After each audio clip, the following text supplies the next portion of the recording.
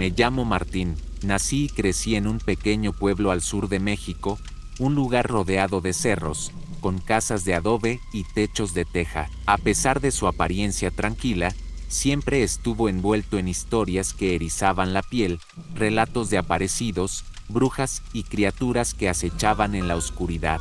Para mí, todo eso no era más que cuentos de viejos, hasta la noche en que entendí que el miedo tiene rostro, susurros y garras invisibles.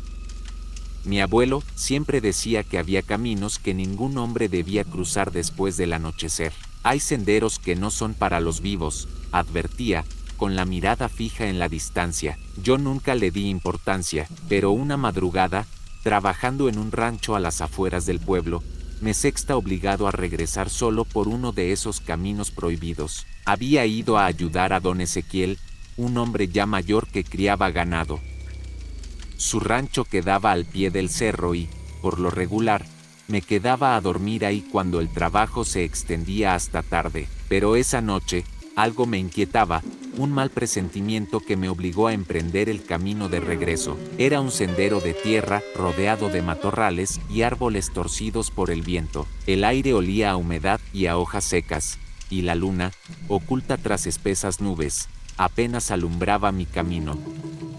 Me aferré a la lámpara de petróleo que llevaba conmigo, sintiendo su tenue luz como mi única protección contra la vasta oscuridad. Avancé entre el sonido de mis propios pasos, tratando de ignorar la creciente sensación de que alguien me observaba. Fue entonces cuando lo escuché, un murmullo, un sonido bajo y gutural que provenía de entre los matorrales. Me detuve, el viento se llevó las hojas secas, pero aquel murmullo seguía ahí, como si saliera de la misma tierra.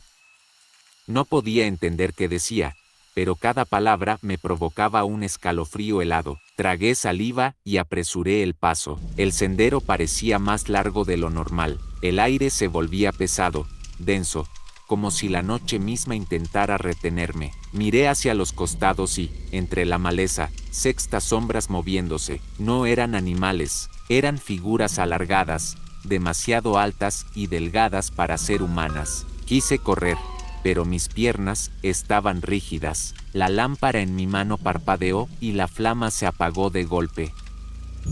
La oscuridad me envolvió. Entonces, sentí un aliento gélido en mi nuca. Una voz susurró mi nombre. No supe cómo encontré la fuerza para moverme, pero eché a correr con todas mis fuerzas. Sentía los susurros persiguiéndome, siguiéndome como un aliento fantasmal. Los árboles parecían cerrarse a mi alrededor, y el camino, que conocía tan bien, se tornó desconocido. Cuando por fin sexta las luces del pueblo en la distancia, mi corazón latía tan fuerte que pensé que explotaría.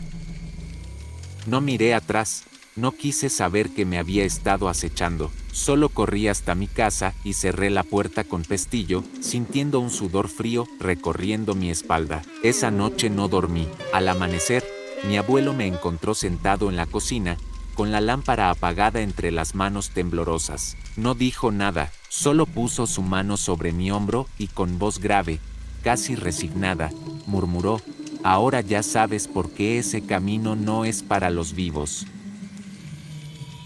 Al día siguiente, el sol salió como si nada hubiera pasado, pero yo sabía que algo dentro de mí había cambiado. Mis ojos estaban hundidos, la piel pálida y el cuerpo pesado, como si no hubiera dormido en días. Mi abuelo me observaba en silencio, sentado en su vieja mecedora con la mirada perdida en la puerta abierta de la casa. El aroma del café recién hecho se mezclaba con el olor de la tierra húmeda por la neblina matutina. ¿Lo viste?, preguntó sin apartar la vista del horizonte. No supe qué responder. ¿Qué había visto realmente? ¿Sombras? ¿Criaturas que no debían estar allí? ¿O solo mi mente jugándome una mala pasada en la oscuridad? No sé, abuelo, murmuré, llevando la taza de café a los labios, pero deteniéndome antes de beber. El líquido estaba frío, como si hubiera estado allí por horas, aunque lo había servido hacía solo unos minutos. Mi abuelo negó con la cabeza lentamente. Entonces ya es tarde. Sus palabras me erizaron la piel. ¿Tarde para qué? Soltó un largo suspiro y, por primera vez en toda la mañana, me miró. Sus ojos eran distintos, más oscuros, como si guardaran un secreto que nunca había querido contarme. Para olvidar, quise preguntar más, exigir respuestas, pero en ese momento algo fuera de la casa me hizo callar. Un sonido lejano, apagado, como si viniera del fondo de la tierra. Un susurro, el mismo susurro de la noche anterior. Mi cuerpo se tensó. El aire dentro de la casa pareció volverse pesado, denso, como si estuviéramos sumergidos en un líquido espeso e invisible. Mi abuelo se puso de pie con dificultad, apoyándose en su bastón, y escupió al suelo antes de girarse hacia mí.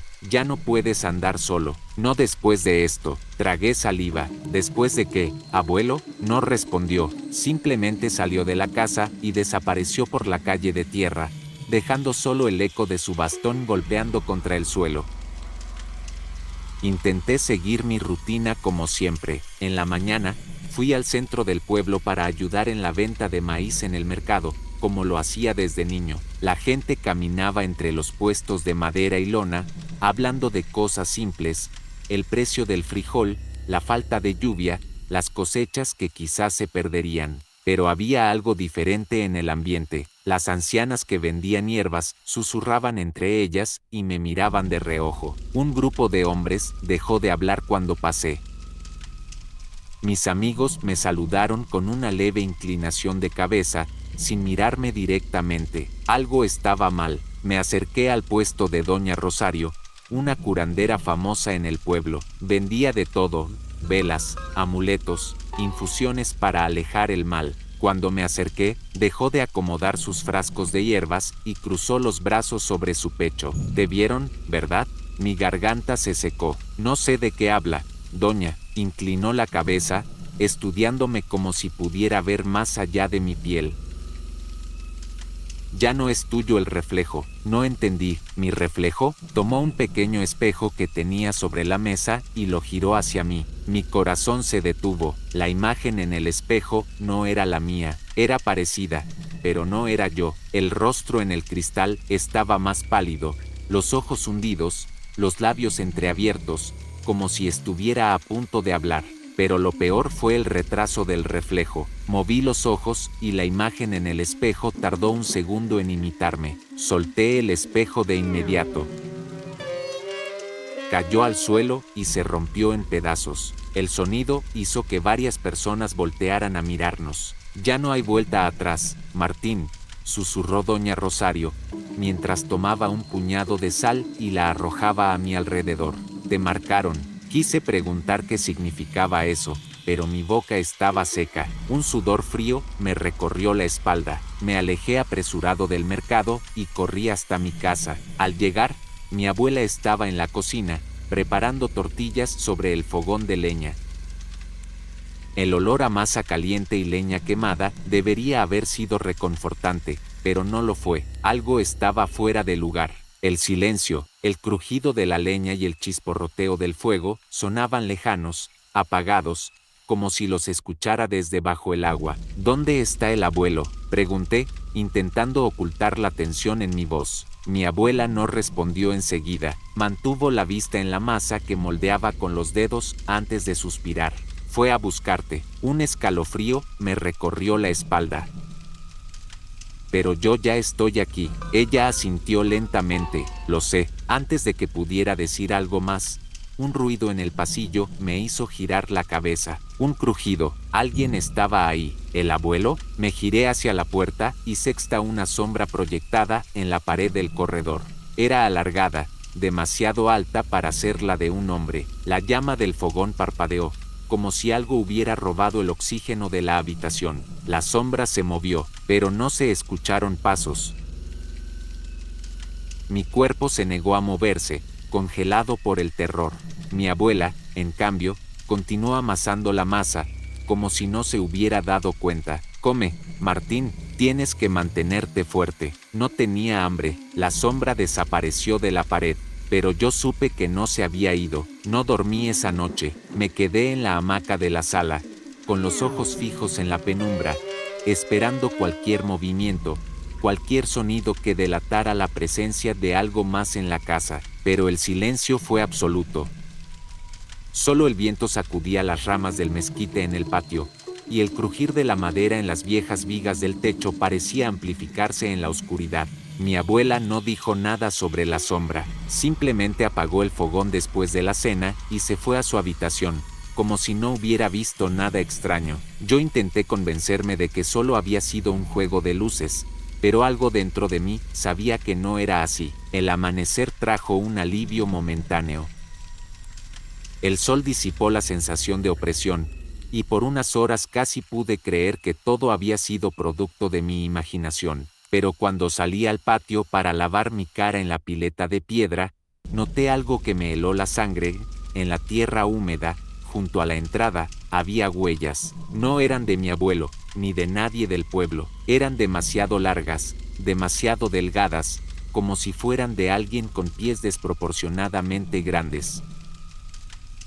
Retrocedí lentamente, sintiendo que la piel de mi espalda se erizaba. Mi instinto me decía que esas huellas no debían estar ahí, que no pertenecían a nada que pudiera explicarse fácilmente. Llamé a mi abuela, pero cuando salió y vio las marcas, simplemente escupió al suelo y murmuró algo en voz baja. Luego tomó un puñado de sal de su delantal y la esparció sobre las huellas, como si quisiera borrar su existencia. No hables de esto con nadie, Martín, dijo con voz firme, no debes darles poder.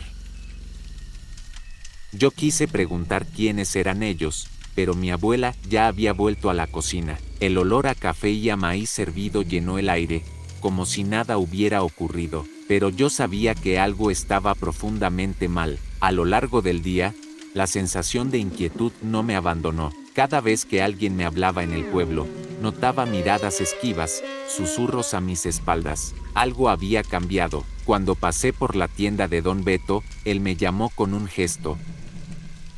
Ven, muchacho, dijo en voz baja, asegurándose de que nadie lo escuchara. Supe lo que pasó anoche. Mi corazón se detuvo un segundo. ¿Qué supo? Don Beto, el viejo comerciante, me miró fijamente. Sus ojos, hundidos en su piel curtida por los años, reflejaban una mezcla de temor y conocimiento. No eres el primero, Martín. Ya ha pasado antes, pero a los que les pasa, no les va bien. Sentí un nudo en la garganta. ¿Qué es lo que me está siguiendo? Don Beto suspiró y miró hacia la calle, asegurándose de que nadie nos estuviera observando. Le llaman la sombra del olvido. No tiene forma fija, no tiene rostro, pero cuando te elige, nunca te deja. Tragué saliva. ¿Cómo puedo librarme de ella? El viejo negó con la cabeza. No puedes. Lo único que puedes hacer es no dejar que te arrastre con ella. Su respuesta no me dio ninguna paz. Salí de la tienda con la cabeza hecha un torbellino. Aquel nombre, la sombra del olvido, se quedó grabado en mi mente como una advertencia que no entendía del todo. Esa noche, algo cambió. La sensación de ser observado ya no era solo un presentimiento. Lo sentí real. Al acostarme en la hamaca, mis oídos captaron un sonido que no venía de ningún lado en particular. Era como un susurro, pero no uno común. Era bajo, casi un murmullo arrastrado por el viento, como si alguien pronunciara mi nombre sin abrir la boca. Me levanté de golpe. Miré a mi alrededor.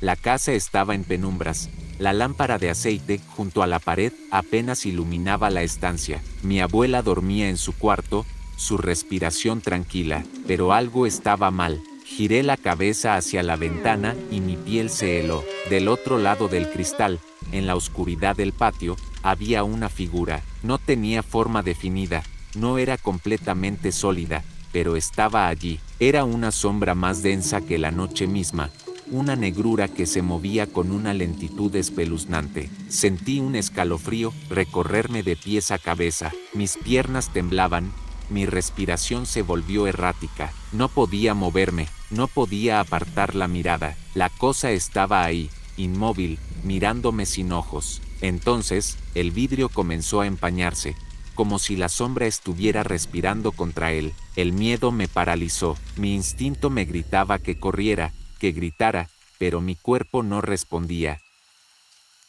Vi como en el cristal comenzó a formarse una marca, una palabra escrita desde el otro lado, con dedos invisibles. Ven, La palabra se desdibujó con la humedad, pero yo la había visto claramente. La sombra quería que saliera. Entonces, el vidrio crujió. El sonido me despertó de mi trance. Di un paso atrás y tropecé con la mesa, haciendo que la lámpara de aceite cayera al suelo. La llama se apagó y la habitación quedó sumida en la más completa oscuridad.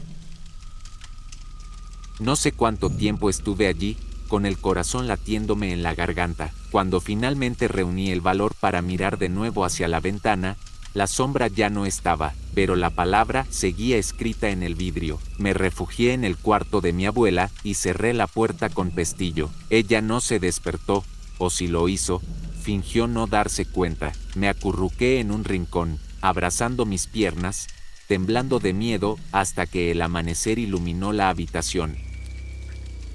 Cuando el sol por fin apareció en el horizonte, abrí la puerta lentamente. Todo estaba en su lugar. La lámpara de aceite en el suelo, la mesa ligeramente movida, y la ventana. La palabra ya no estaba. Salí al patio con el corazón latiéndome en el pecho. Las huellas en la tierra seguían allí, pero algo más me llamó la atención. Unos metros más allá, junto al mezquite, había algo nuevo, algo que no había estado allí antes. Un círculo de piedras, colocadas con precisión, y en el centro, un pájaro muerto, no cualquier pájaro, un cuervo, con el pecho abierto, como si algo lo hubiera desgarrado desde dentro. El hedor de la sangre seca me golpeó con fuerza, no podía ignorarlo más. La sombra no se había ido, y ahora, quería algo más. Me quedé mirando el cuervo muerto por un largo rato, sin atreverme a acercarme.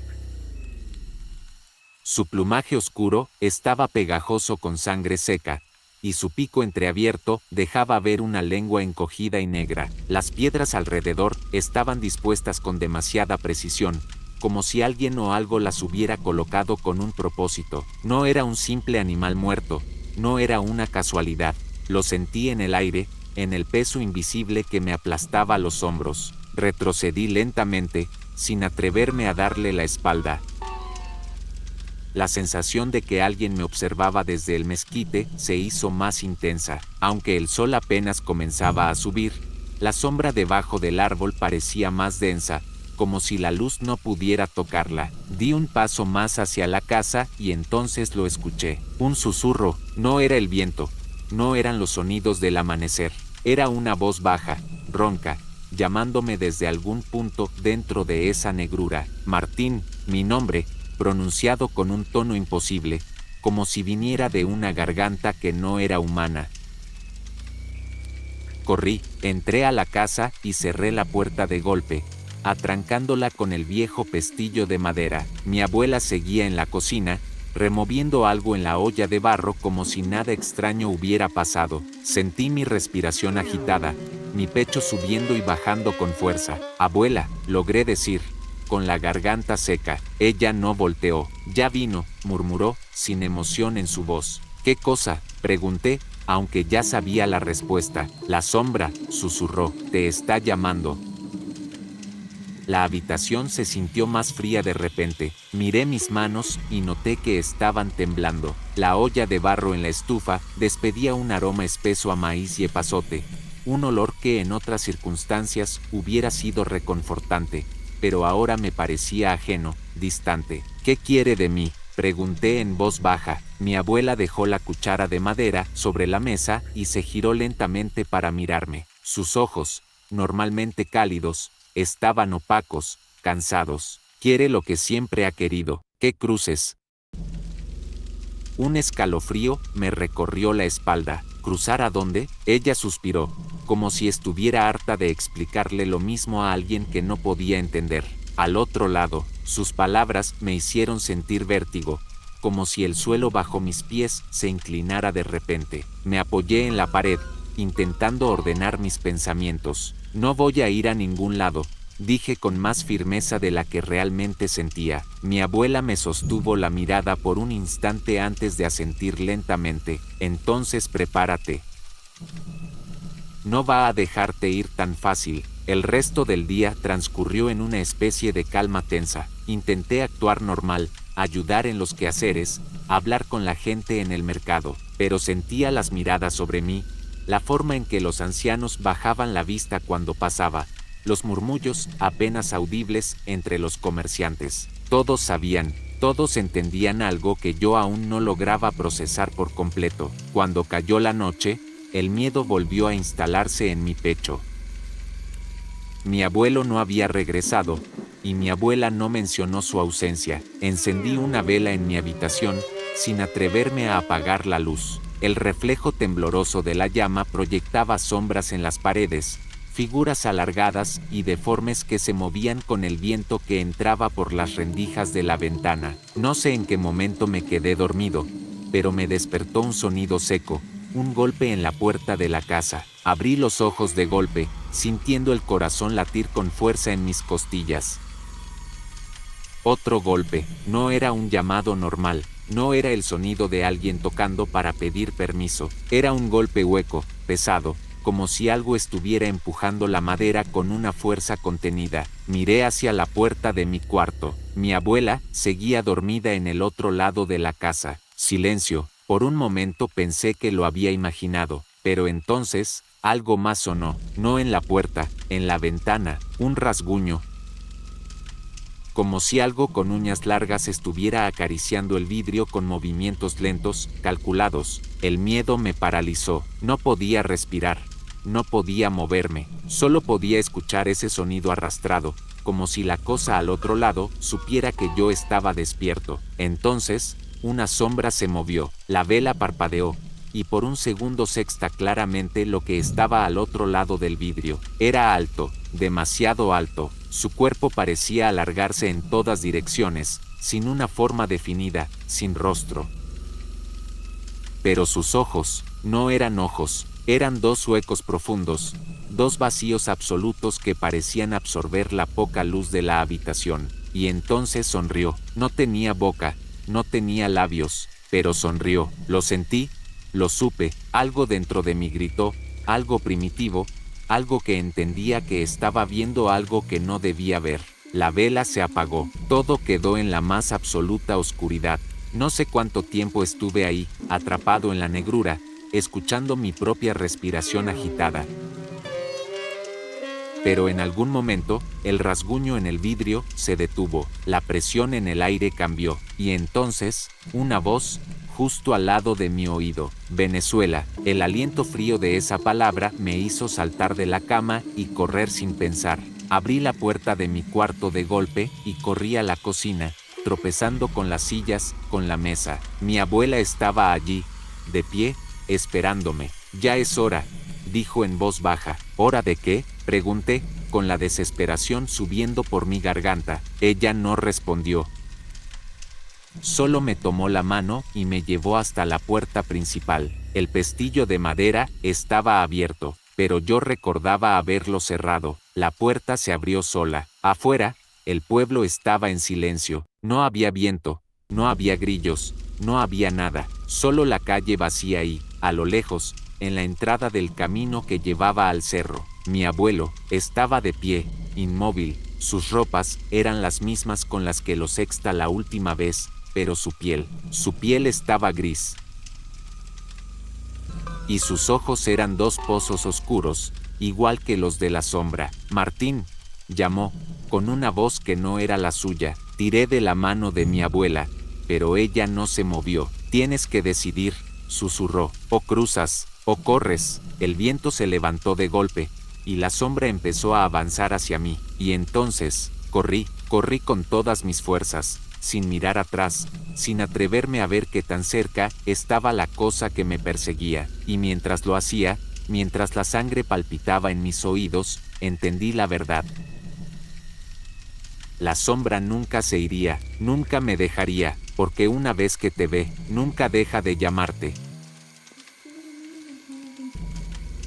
Me llamo Joaquín, crecí en un pequeño pueblo perdido entre cerros y llanos polvorientos, donde las casas de adobe parecían formar parte de la tierra misma. Desde niño, escuché historias de aparecidos y de cosas que deambulaban en la oscuridad, pero nunca les presté demasiada atención, hasta la noche en que lo vi con mis propios ojos. Todo comenzó cuando mi amigo Julián desapareció. Era una noche como cualquier otra, de esas en las que la luna parece demasiado grande y blanca, iluminando el pueblo con una claridad enfermiza. Julián había salido a buscar a su burro, que se le había escapado hacia el monte. No tardó, me dijo antes de perderse entre la maleza, pero nunca volvió. Al principio, pensamos que se había quedado dormido en casa de algún pariente, o que el burro lo había llevado más lejos de lo esperado.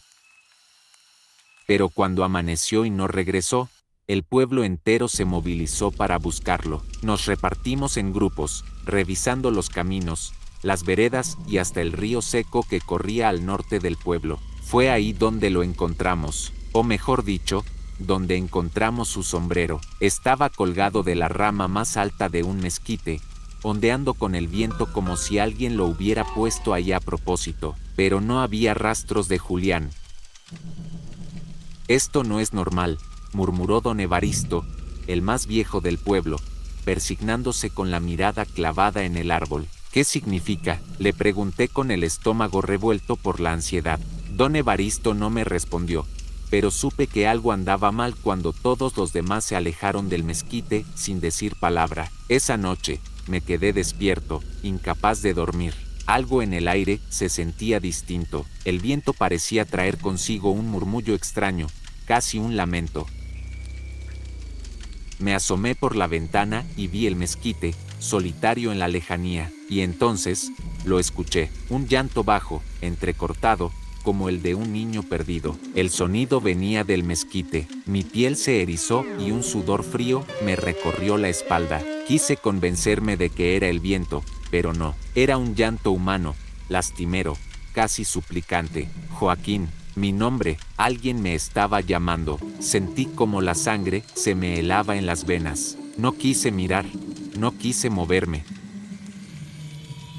Pero mi cuerpo actuó solo.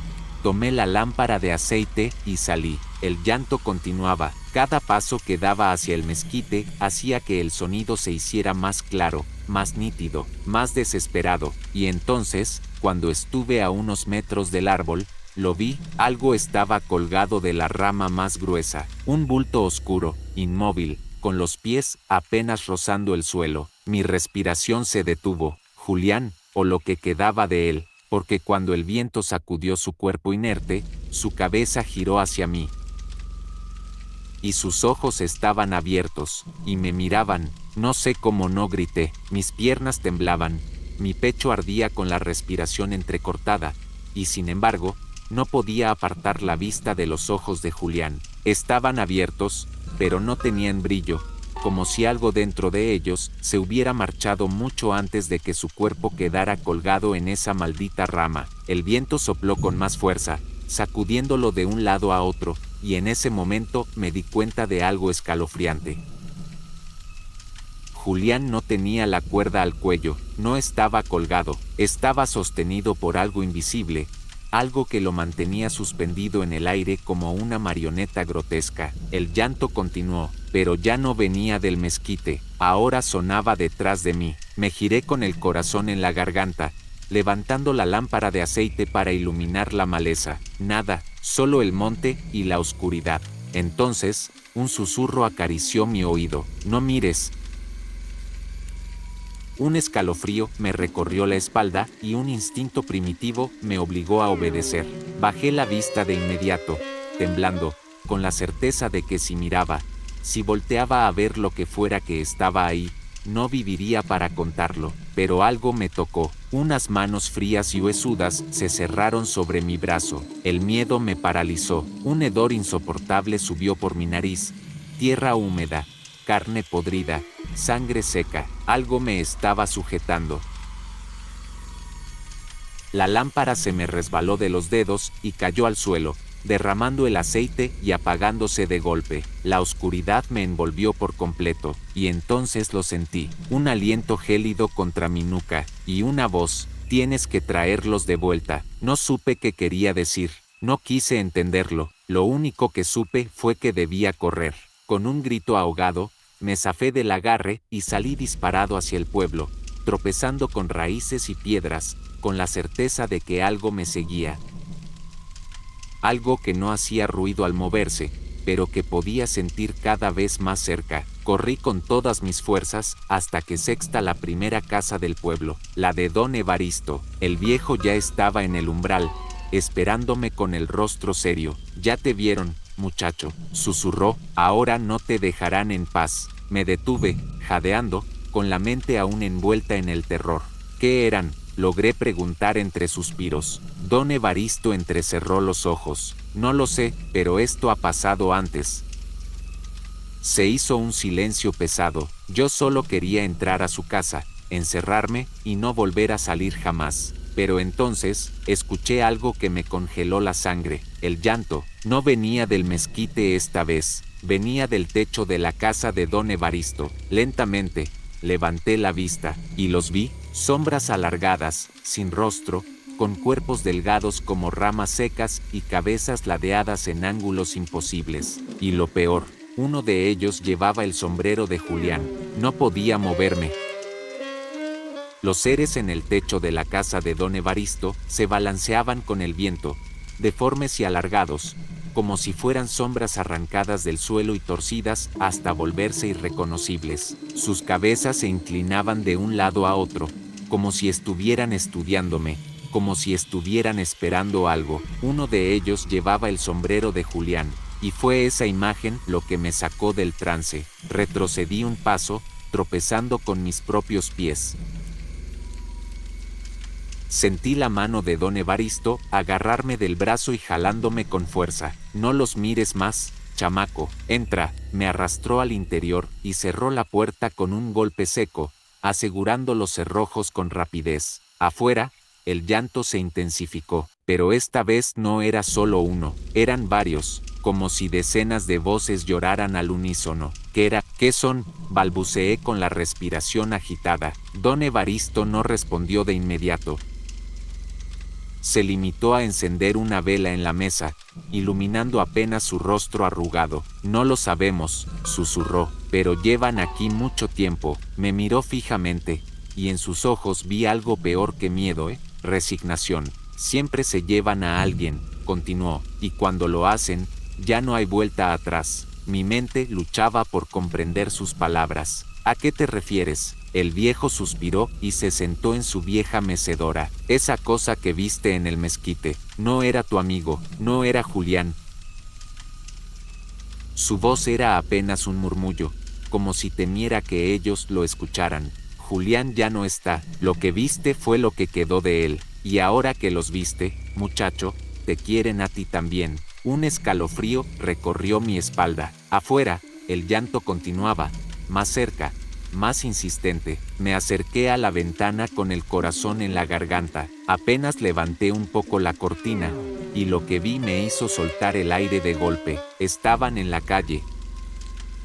Las sombras alargadas se deslizaban entre las casas, deteniéndose frente a algunas puertas, tocándolas con sus dedos huesudos. Buscaban a alguien. Me aparté con rapidez y miré a don Evaristo. «¿Qué quieren de mí?». El viejo apretó los labios y me miró con gravedad.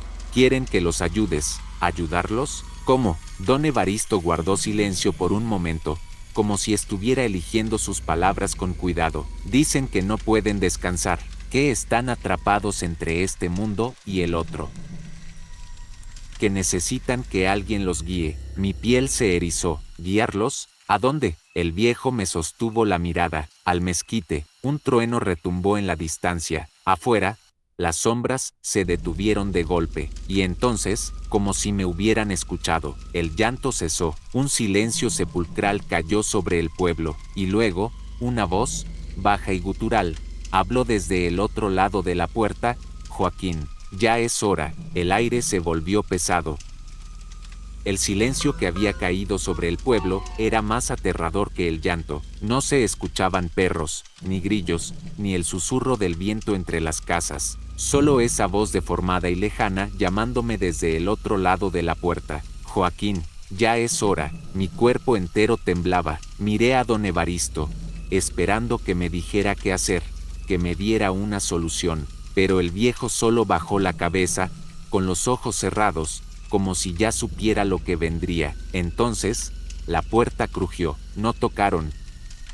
No intentaron abrirla, solo se apoyaron en ella, como si la madera no fuera más que un velo delgado entre este mundo y el suyo. Si no vas, vendrán por más, susurró don Evaristo sin mirarme. Me tomó unos segundos entenderlo. No solo me querían a mí, si no lo seguía, se llevarían a alguien más. Un escalofrío me recorrió la espalda. Respiré hondo, tratando de encontrar el valor que no tenía, y caminé hacia la puerta con las piernas temblorosas.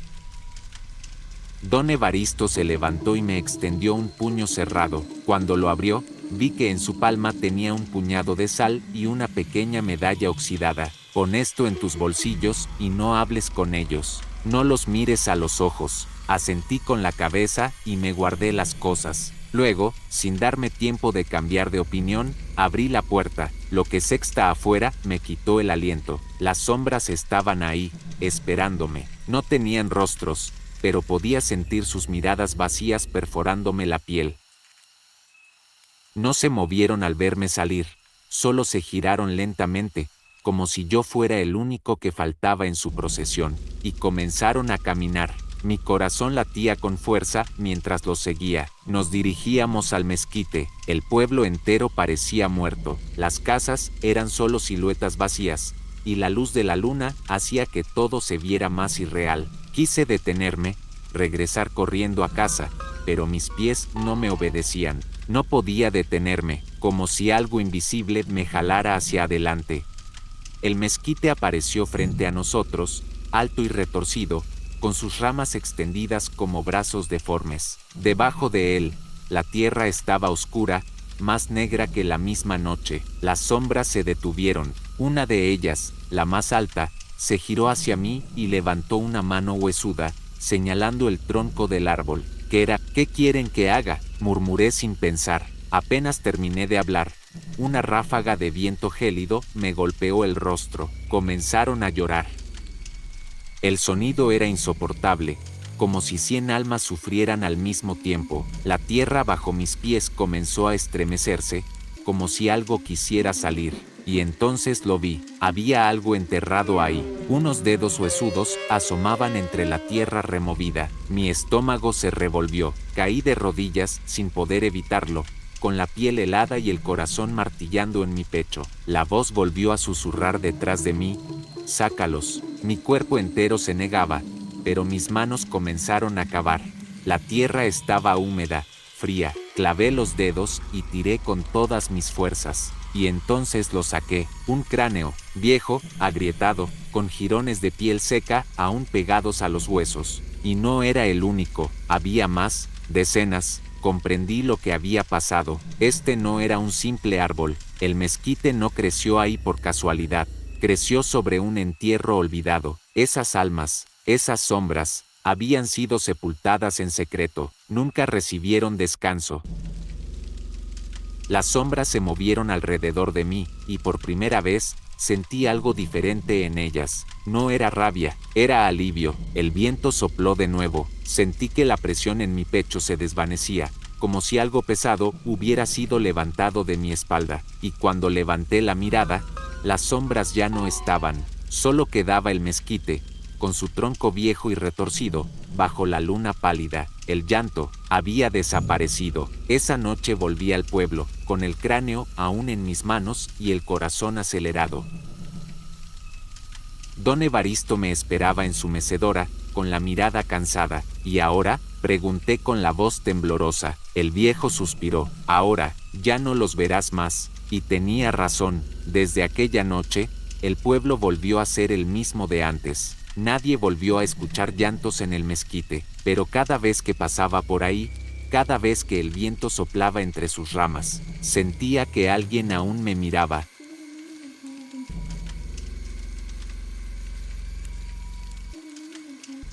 Me llamo Rogelio, pero todos en mi pueblo me dicen Roque. Nací y crecí en un rincón olvidado de la sierra, donde las noches son tan oscuras que uno no sabe si ha cerrado los ojos o si el mundo entero se ha apagado. Aquí, las historias de aparecidos, brujas y nahuales no son cuentos para asustar niños. Son advertencias, consejos disfrazados de supersticiones.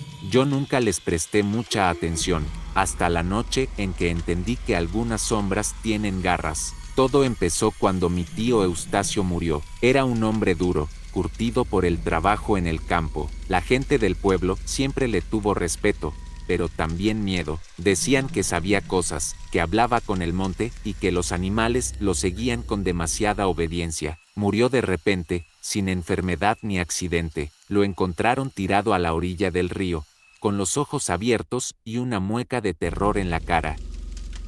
Su perro, un viejo galgo negro, se quedó a su lado, gruñendo a cualquiera que intentara acercarse. Lo enterramos al día siguiente, como dicta la costumbre, pero en la noche, la perra seguía ahí, aullando junto a la tumba como si esperara que su dueño regresara, y en cierto modo, lo hizo. Esa misma noche, cuando el pueblo entero dormía, escuché los ladridos de la perra a lo lejos, un sonido desesperado, furioso. Me desperté sobresaltado, sintiendo una opresión en el pecho que no supe explicar. Me levanté y salí al patio, con la lámpara de petróleo en una mano. La perra seguía ladrando, pero ahora parecía moverse en círculos, como si estuviera rodeando algo que no podía ver. El aire olía a tierra mojada, aunque no había llovido. El monte estaba inquieto. Entonces lo escuché, un ruido bajo, gutural, como el gruñido de un animal grande, pero no era un animal, era algo más. Mis piernas se congelaron cuando sexta la silueta entre los matorrales. Era alta, demasiado alta para ser humana. Su cuerpo era una sombra borrosa, como si la noche misma la envolviera, pero sus ojos brillaban como brasas. La perra dejó de ladrar, se quedó quieta, con las orejas gachas, gimiendo bajo. Yo no pude moverme. La sombra avanzó un paso, y en ese momento, sentí un escalofrío recorrerme la espalda cuando la voz de mi tío resonó en el aire, ronca, grave, pero imposible. ¿No debiste venir aquí, Roque? Mi cuerpo entero se paralizó. La voz era la de mi tío Eustacio, no tenía duda, pero él estaba muerto, lo habíamos enterrado con nuestras propias manos. La sombra avanzó otro paso. No podía verle el rostro con claridad, pero sus ojos seguían ahí, ardiendo en la oscuridad como brasas encendidas. La perra dejó escapar un quejido bajo, retrocediendo con la cabeza gacha. Yo quería correr, quería gritar, pero mi cuerpo no respondía. Entonces, la sombra levantó una mano, o una garra, no podía estar seguro. Su forma era borrosa, como si la oscuridad se retorciera a su alrededor. «Corre, Roque», la voz sonó diferente esta vez, como si alguien más hablara a través de mi tío. Algo más, fue suficiente para que mi cuerpo reaccionara. Di un paso atrás, tropezando con una piedra, y la lámpara de petróleo cayó al suelo. La flama se apagó de inmediato, sumiéndome en la oscuridad total, y en ese instante, escuché el sonido más horrible que había oído en mi vida. Un gruñido profundo, retumbante, seguido de un crujido de huesos. No esperé a ver qué pasaba, me di la vuelta y corrí como nunca en mi vida, sintiendo el latido de mi corazón en los oídos. La perra me siguió de cerca, jadeando, como si también supiera que debíamos salir de ahí antes de que fuera demasiado tarde. Pero el camino hacia mi casa se hizo más largo de lo normal. Las calles del pueblo, que conocía de memoria, se sentían distintas. Las sombras eran más densas. Los árboles parecían inclinarse sobre mí, con sus ramas estirándose como dedos huesudos. Y lo peor, el gruñido seguía detrás de mí. No eran pasos, no era el sonido de alguien corriendo. Era como si algo enorme se deslizara entre la oscuridad, persiguiéndome sin esfuerzo. Vi mi casa a lo lejos y apreté el paso, sintiendo que algo helado me rozaba la espalda. Mi madre estaba en la puerta, con una vela encendida en las manos. «Métete ya», gritó. No dudé ni un segundo. Me lancé al interior y ella cerró la puerta de golpe, asegurándola con el pasador. Por un momento, solo se escuchó el sonido de mi respiración agitada y el latido furioso en mis sienes. Pero entonces, la perra comenzó a gemir, y vi que estaba mirando algo detrás de la ventana. Un par de ojos rojos brillaban en la penumbra, y una voz, baja y gutural, susurró: no puedes esconderte de lo que eres, Roque. El aire dentro de la casa se volvió denso, sofocante. Mi pecho subía y bajaba con rapidez, pero sentía que no podía llenar mis pulmones. La vela en manos de mi madre titilaba, proyectando sombras alargadas sobre las paredes de adobe, pero yo no podía apartar la vista de la ventana. Los ojos seguían ahí, rojos, inhumanos, brillaban como dos carbones ardiendo en medio de la noche. No parpadeaban, no se movían, solo me miraban. Un escalofrío helado me recorrió la espalda. Sabía que no era un animal, no era un hombre, pero tampoco era un fantasma. Era algo más, algo antiguo, algo que nunca debería haber despertado. Mi madre se persignó en silencio, con los labios temblando. No voltees a verlo, hijo. Su voz apenas era un susurro. Yo quería obedecer, quería hacerle caso, pero algo en mi interior me obligaba a seguir mirando. Era como si esos ojos me llamaran. La perra se echó al suelo y comenzó a temblar, gimiendo bajo. Nunca había visto a un animal tan asustado en mi vida, y entonces, lo escuchamos. No era un gruñido esta vez. Era una risa, baja, ronca, cruel. Era como si algo estuviera burlándose de mí. Roque, Roque, era la voz de mi tío Eustacio, pero al mismo tiempo, no lo era. Mi piel se erizó al instante. La voz venía de afuera, de la criatura que estaba más allá de la ventana. No podía ser posible, no tenía sentido, pero ahí estaba, imitándolo, burlándose, jugando conmigo. Mi madre se acercó a la mesa y tomó un puño de sal que guardaba en un pequeño costal. Caminó con firmeza hasta la ventana y con un movimiento rápido arrojó la sal contra el vidrio. El impacto fue mínimo, pero el efecto fue inmediato. Los ojos desaparecieron. Un chillido horrible, como de un animal herido, resonó en la calle. El sonido hizo que me tapara los oídos y que la perra gimiera más fuerte. Y luego, silencio, silencio absoluto. Ni los grillos cantaban afuera, ni el viento soplaba. Era como si la noche entera contuviera el aliento. Yo también lo hice. Pero justo cuando creí que todo había terminado, escuché el sonido de pisadas en el techo, lentas, pesadas, arrastrando las garras contra las tejas de barro. Un sudor frío me recorrió la espalda. No puede entrar, Roque, no lo dejes entrar. Mi madre puso una mano firme sobre mi hombro. Yo apenas podía moverme, apenas podía pensar. La cosa seguía ahí, y ahora estaba sobre nosotros. Los minutos pasaron en un silencio aterrador. Afuera no se oía nada, solo esas pisadas en el techo. Iban de un lado a otro, como si algo nos estuviera acechando desde arriba. La vela en la mesa parpadeó violentamente, como si el aire dentro de la casa se hubiera vuelto más pesado. Mi madre, con el rostro pálido, sacó un rosario y comenzó a rezar en voz baja. Dios nos guarde, Santa María. Yo me sentía como un niño otra vez, incapaz de moverme, incapaz de respirar con normalidad. Algo dentro de mí me decía que si hacía el más mínimo ruido, esa cosa bajaría por mí. Y entonces, una voz profunda habló desde el techo. Eustacio me pertenecía, y ahora, tú también. Fue un susurro rasposo, casi un gruñido. Mis piernas cedieron y caí al suelo. Mi madre apretó más el rosario y con la voz temblorosa dijo, tú no lo puedes tomar. Él es sangre bendita. Un silencio absoluto cayó de nuevo, y luego, las risas comenzaron otra vez, pero ahora eran más, no solo una, varias.